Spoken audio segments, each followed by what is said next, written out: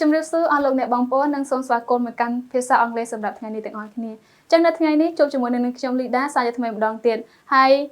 នឹងខ្ញុំក៏បានលើកយកអំពី Phrasal Verbs ទាក់ទងនឹង close មកបង្ហាញជូនបងប្អូនទាំងអស់គ្នាកុំឲ្យខាតពេលយូរសូមបងប្អូនទាំងអស់គ្នាបានត្រៀមប៊ិចនិងសៀវភៅដើម្បីធ្វើការរៀនពាក្យថ្មីឬក៏កិរិយាសព្ទថ្មីជាមួយនឹងខ្ញុំទាំងអស់គ្នាចាចូលមកដល់ពាក្យទី1អញ្ចឹងមានពាក្យ dress up តើបងប្អូនទាំងអស់គ្នាបានធ្លាប់ឮឬក៏ធ្លាប់ប្រើប្រាស់ពាក្យនេះហើយឬនៅចាបើសិនជាបងប្អូនមួយចំនួនដែលគាត់អត់ទាន់បានរៀនឬក៏បានធ្លាប់ដែរឮទេអញ្ចឹងយើងទៅមើលជាមួយគ្នាថា dress up មានន័យបែបណាអញ្ចឹងយើងមាននិយមន័យជាភាសាអង់គ្លេសចា put on different clothes to look smarter than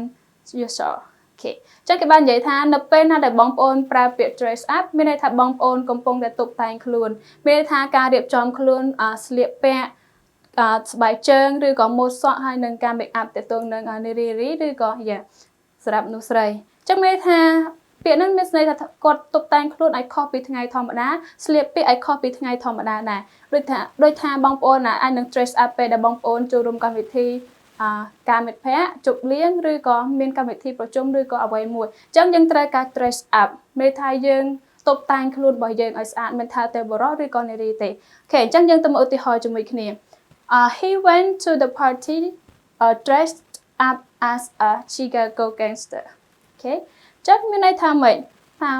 គាត់គឺបានចូលរួមក្នុងកម្មវិធីការស្លៀកពាក់របស់គាត់ដូចជា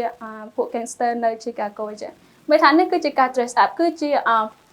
យើងនិយាយថាយើងអាចនិយាយថាគឺជាការចូលចិត្តការចូលចិត្តស្លៀកពាក់របស់គាត់នេះគឺជាមួយបែបមួយផែនមួយយ៉ាងទៀតឬក៏បងប្អូនចូលចិត្ត dress up បែបណាដូចជាព្រះនាងឬក៏បែបមើលទៅយ៉ាងម៉េចគឺខ្ញុំអត់ដឹងទេប៉ុន្តែអ្វីសំខាន់គឺខ្ញុំចង់បង្ហាញថាពាក្យ dress up នឹងគឺត្រូវបើសិនជាបងប្អូនចង់មានន័យថាបងប្អូនចូលរួមកម្មវិធីបងប្អូនតុបតែងខ្លួនឬក៏បង្ហាញសម្លៀកបំពាក់ម៉ូដថ្មីឬគ្រឿងអលង្ការឬក៏ម៉ូដស្អីជាដើមអញ្ចឹងបងប្អូនប្រើពាក្យ dress up ពាក្យបន្តទៅទៀតគឺមាន have on អូខេ have on ចា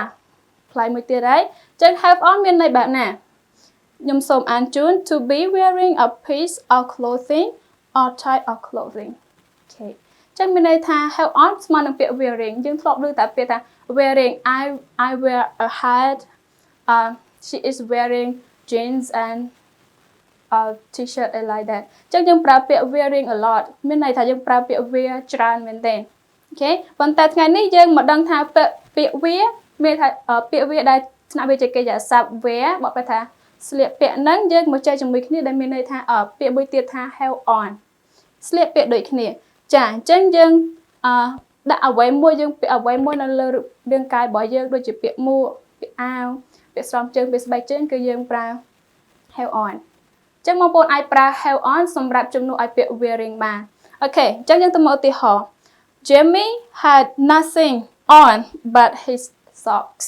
អូខេអធិស្ឋានអញ្ចឹង Jamieគាត់អត់បានស្លៀកពាក់អីទេគាត់មានតែស្រោមជើងមួយឯងអាចនឹងសំដៅទៅលើទៅហៅថាខែរងាឬក៏គាត់អត់មានអាវធំអត់មានមួកសម្រាប់ការពារក្បាលរបស់គាត់កុំឲ្យមានការត្រជាក់យ៉ាងណាខ្ញុំអត់ដឹងទេប៉ុន្តែគាត់មានតែស្រោមជើងមួយទេមានថានេះគឺចង់មានន័យថាបើសិនជាបងប្អូនអាចចង់ប្រើពាក្យ wear ក៏បានដែរ like Jamie wear nothing but his socks អីចឹងទៅគឺបានដូចគ្នានិយាយរួមទៅគឺពាក្យ have on ជំនួសដោយពាក្យមួយទៀតគឺកិរិយាសព្ទ wear ចាឥឡូវនេះយើងទៅមើលពាក្យបន្តទៀតយើងមានពាក្យ zip up ចា zip up បងប្អូនគ្នាអាចនិយាយថា zip up ដកក៏បានមិនដក clear ក៏បានដោយសារតែយើងរៀនភាសាអង់គ្លេសជាភាសាទី2អញ្ចឹង pronunciation របស់យើងមិនសូវជាដូច native speaker មកទេដោយសារគាត់នេះហើយអញ្ចឹងពេលដែលបងប្អូនឮថា zip up មានន័យថា zip up ហ្នឹងហើយអូខេ zip up អូខេពាក្យហ្នឹងមកប្រែថា root មានន័យថាយើងស្លៀកកៅអៅបែបណាដែលមានកៅ root ឬក៏កាបូបបងប្អូនទាំងអស់គ្នាមាន root ប្រភេទ root ទាំងអស់គឺយើងនិយាយសំដៅទៅលើ zip up ហ្នឹងហើយអូខេអញ្ចឹងនៅក្នុងន័យភាសាអង់គ្លេសយើងមាន to fasten អូខេ fasten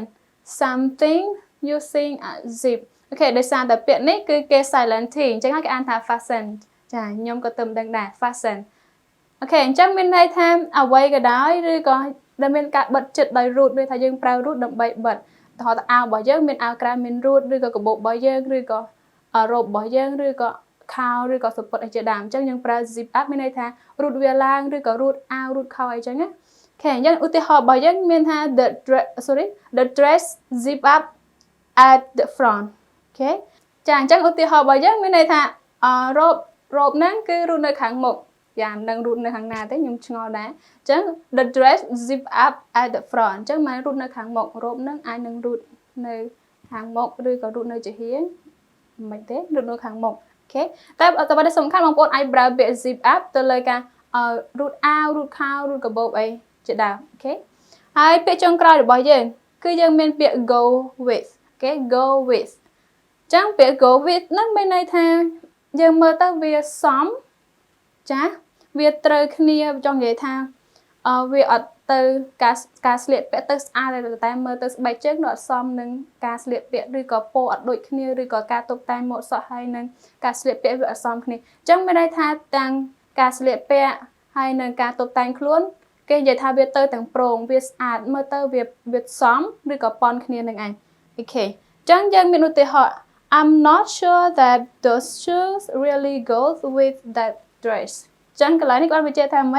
ช่วงอัปกรณ์ได้ทาการเสลียการเปียใบเชิงให้ถึงนั่งการเปียโรบหรือบอลเนี่ยนั่งวิดีโอจะอัดเซอร์ซ้อมแบบเซอร์อาดจังมีในจังจังยังอ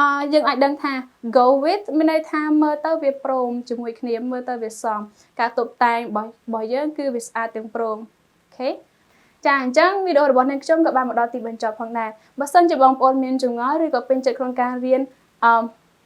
Phrasal words เด็ดตรงนั้น close บางคนก็ไปตามด้านวิดีโอในช่วงในประตูติดโอเคจบจมูกในช่วงในวิดีโอกลายจุดเรียบร้อยบายบาย